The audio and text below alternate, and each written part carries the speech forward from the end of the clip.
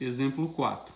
Uma correia funciona solidária com dois cilindros de raios R1 igual a 20 cm e R2 igual a 80 cm.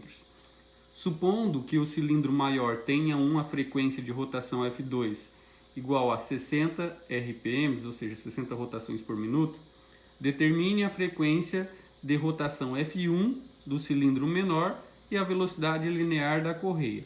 Lá na lista de vocês têm o desenho, aqui tá, eu não coube o desenho. Mas nós sabemos que nesse caso nós temos os valores inversamente proporcionais, tá? Nós podemos usar essa equação como vocês viram nas videoaulas. Então olha só, raio 1 vezes a frequência 1 é igual ao raio 2 vezes a frequência 2. Então o raio 1, o problema diz pra gente que é 20 centímetros, vezes a frequência 1, que nós queremos saber, igual o raio 2, que são 80 centímetros, vezes a frequência 2, que são 60 RPM. Então, aqui nós temos 20 vezes F1, e aqui 80 vezes 60, 6 vezes 8, dá 48, mais os dois zeros aqui. Agora o 20 passa dividindo.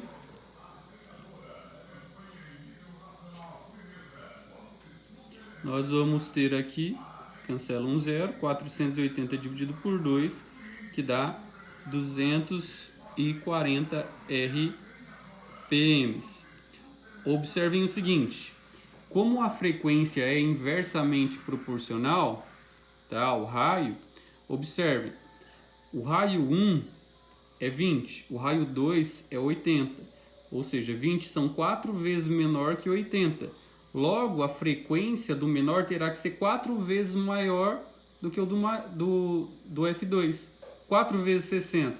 4 vezes 60 dá 240. Tá vendo que dá para fazer o cálculo mentalmente. Agora, o B. No B, nós vamos calcular a velocidade linear da cinta. Nesse caso, as velocidades lineares são iguais, tá?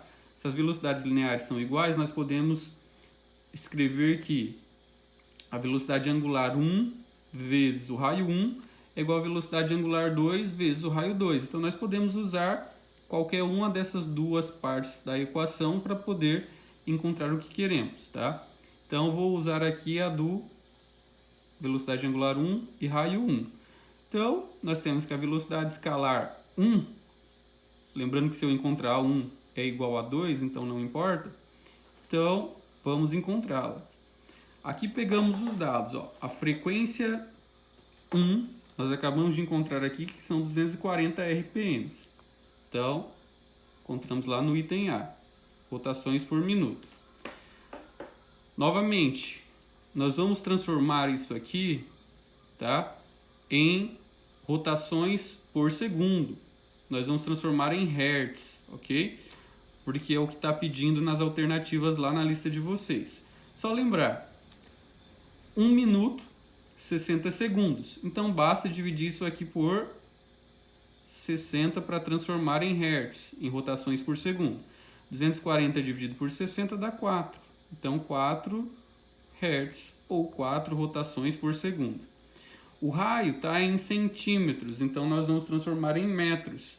Para transformar de centímetros para metro, como cada metro tem 100 centímetros, então basta dividir por 100.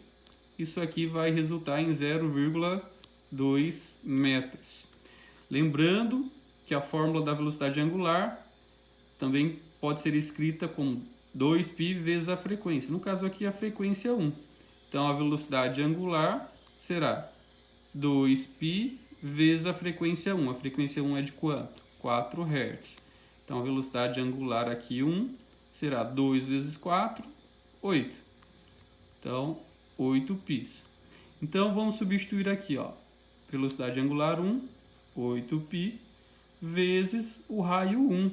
O raio 1 nós sabemos que são 0,2 metros.